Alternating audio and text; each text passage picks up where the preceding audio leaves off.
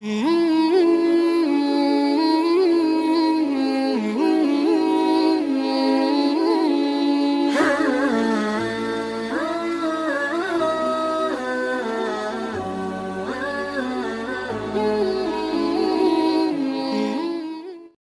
berbicara jodoh, jodoh adalah cerminan dari diri kita. Kitanya baik, Allah akan memperindah jodoh kita. Bagaimana kemudian kita menginginkan seseorang yang terbaik? Allah akan memberikan yang terbaik ketika kita senantiasa membuat diri kita lebih baik di hadapan Allah Subhanahu wa taala. Ini Anda pernah ragu dulu, Bi. Ini kisah nyata. Sedikit lah. Jadi saya hopeless dulu. Hopeless dalam arti putus asa. Karena saya ngerasa hidup saya ini udah rusak, kacau. Gak layak buat ngedapetin wanita solehah yang orang-orang juga impikan. Orang-orang yang udah hijrah tuh impikan. Saya hopeless yang akhirnya ya gimana ya, saya ngelihat cewek hijab tuh udah jadi kayak udah gak pantas lah saya dapetin yang begitu gitu. Yang cantik hijab, solehah kayaknya udah gak banget gitu.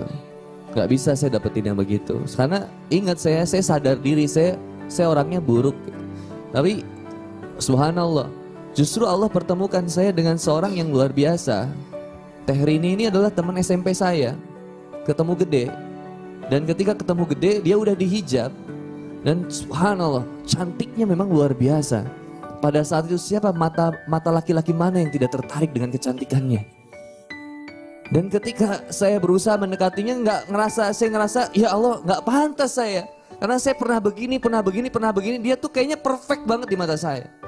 Saya cuma minta waktu itu sama ibu, saya pengen benar-benar tobat. Waktu itu saya ambil air, kemudian saya cuci kakinya, saya peluk ibu saya sun keningnya, lalu saya bilang sama ibu saya, Bu, doain ya, Boni pengen punya istri yang bisa membimbing Boni dalam kehidupan Boni. Saya cuma kebalik, biasanya Ahwat yang doa gitu, pengen punya suami yang bisa membimbingnya, tapi saya pengen punya istri yang bisa membimbing saya, buat ngajarin sholat, ngajarin ini, ngajarin itu, buat bisa baca Quran. Saya pengen punya istri yang terbaik, Bu, pengen punya istri yang dihijab. Saya nggak pernah punya pacar yang dihijab, nggak pernah berada. Anak pacaran dari SD. Banyak teman-teman. Iya, yang lalu biarlah berlalu, teman. Akhirnya Ana minta, Bu, ya aku doain ibu, aku mandi pengen punya istri yang soleha. Doa ibu, brother. Ini yang Ana yakini, seandainya engkau seorang yang jomblo, kau laki-laki, makanya pertama kali kau jangan memuliakan pacar. Tinggalkan pacar, Bu, muliakan ibumu. Kan berusaha memuliakan ibu, menghapus setiap air mata ibu, Anda peluk ibu setiap waktu, setiap mau berangkat Anda ciumin, minta doa, Bu, doainnya. Sampai akhirnya Anda berlatih sholat, jaga sholat. Anda tahu, Anda ngerasa rusak, buruk.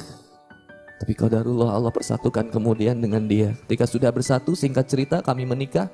Ketika kami menikah, satu pertanyaan yang saya ucapkan kepada istri saya. Mam, kan manggilnya papa sama mamam ya.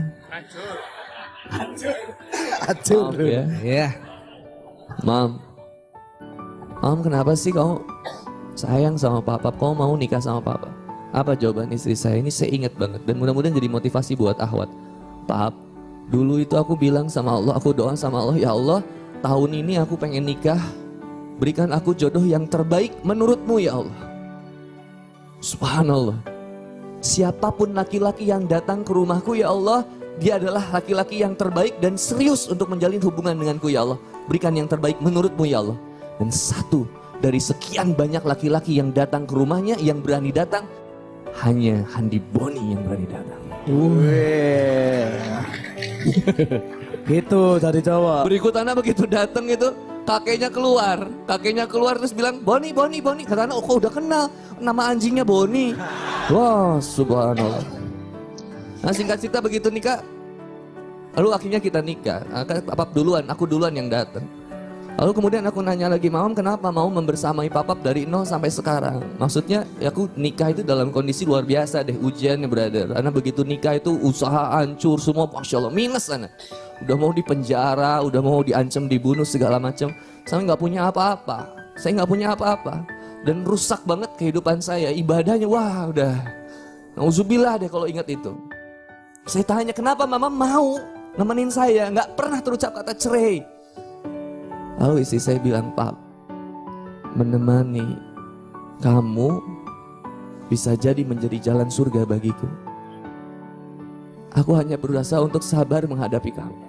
Karena kesabarannya Asiyah menghadapi Fir'aun justru mendatangkan tiket surga bagi Asiyah. Maka aku hanya berusaha untuk menjadi seperti seorang Asiyah pada saat itu.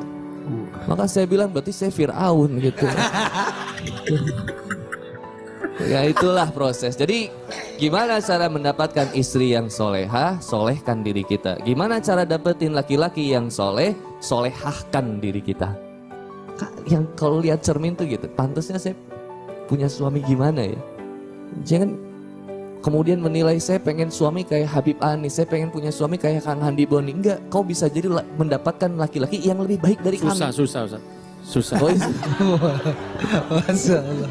Iya. Ya ini brother and sister feel lah gitu ya. Dengan cara yang terbaik. Nah yang berikutnya menjemput jodoh dengan cara yang terbaik. Kalau caranya salah pasti kemudian akhirnya mendatangkan masalah. Lewat pacaran, berapa banyak akhwat yang gak yakin. Buat nikah itu bilang, kayaknya gak mungkin nikah dengan cara Islam tuh kayaknya ribet banget. Susah kayaknya, masa cuman ketemuan sehari 2 hari bisa langsung nikah. Lah saya aja yang pacaran 7 tahun gak nikah-nikah. Karena caranya salah dan bermasalah. Maka Islam itu sudah menjadi solusi bagi kehidupan kita. Maka dengan cara yang terbaik untuk menjemput jodoh yang terbaik insya Allah. Mungkin itu dulu dari Kang Bun. All these days I feel like you need every kind of